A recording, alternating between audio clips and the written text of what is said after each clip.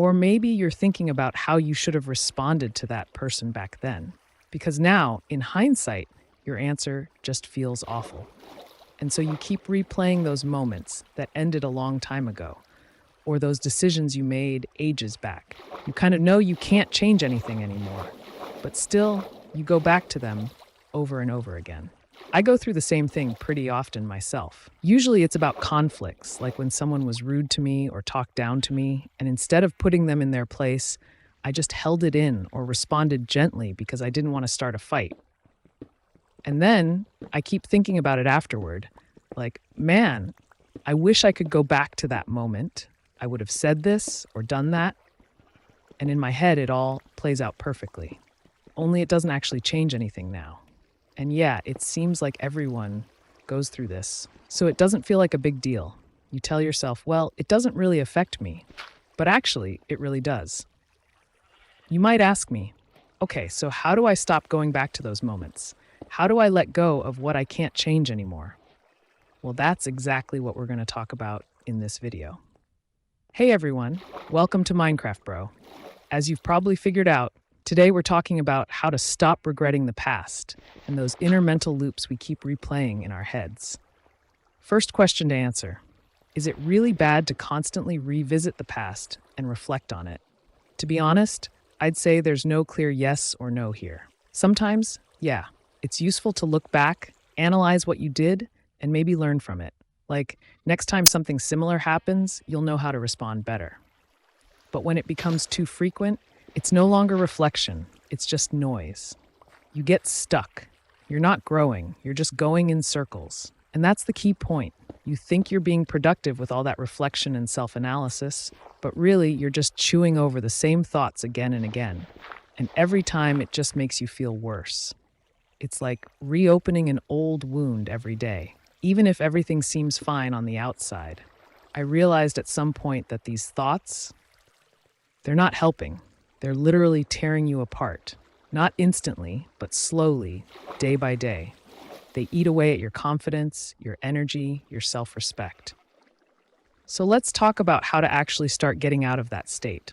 I won't break it all into steps or tips. I just want to walk through the basics. And I think the most important thing is just realizing that this constant thinking about the past is too much. It won't make your life better. Like, you're lying there at night, replaying that same moment again. That same conversation where you wish you'd said something bold, something smart, but instead, you just swallowed it and said nothing. And now here you are, it's the middle of the night, and your brain is trying to redo it all. But you can't. It's done. And not only does that make it hard to sleep, but you start the next day already feeling negative. Not just because of the thoughts themselves, but because you didn't even get proper rest. You're irritated, snappy, and you take it out on people who don't deserve it. So yeah, these thoughts, they can mess up your whole day. Another thing I want to bring up, we often lie to ourselves thinking these thoughts are just background noise. But in reality, we're not really living in the present. Your mind is stuck in the past. Your body is here, but you're not fully here.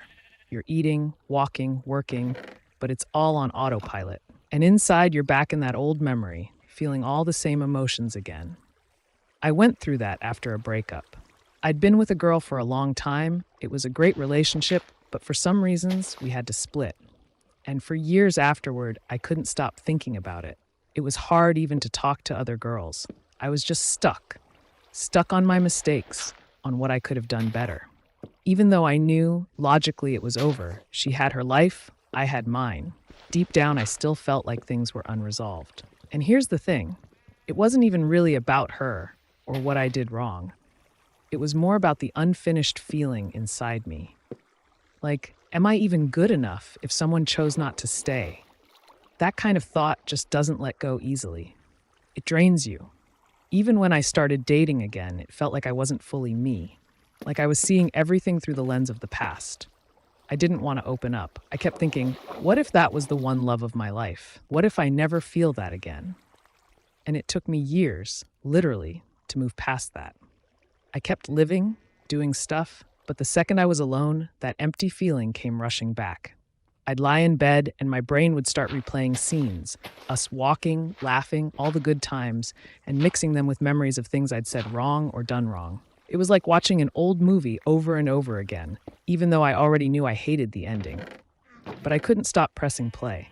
Eventually, though, I realized something. The past doesn't go away on its own. It goes away when you stop feeding it. I actually came across this phrase on TikTok that really stuck with me. Some guy asked a millionaire during a podcast, let's say there are two wolves. One lives in the dark, in negativity, and the other lives in light, peace.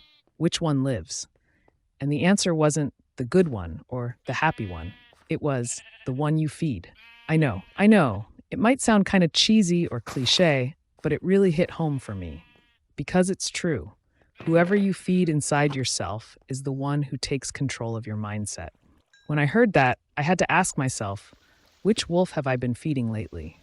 And the answer was obvious. I'd been feeding the one that devours everything good. Over time, I started noticing that my worst days were the ones where I procrastinated. When you're just sitting there scrolling your feed, doing nothing in particular, your brain will go back to what it knows. And what it knows best is regret, old mistakes, and unresolved pain. So to stop that, you've got to move. Do something. It doesn't have to be extreme. You don't have to climb Everest tomorrow. But take small steps. Look up. Go outside. Call a friend. Do something that brings you closer to the present moment, even if it's just a little bit. I know you can do this. I believe in you more than you probably believe in yourself. Don't give up, even slowly, even if you stumble. Just keep moving toward your goal. You've got this. I promise. That's all from me for now. Thanks so much for watching, friends. I really hope you enjoyed this podcast. I put my whole heart into it. Let me know in the comments how it landed with you. And hey, if you're feeling it, consider subscribing to the YouTube channel. We'll meet again soon. Take care. Peace out.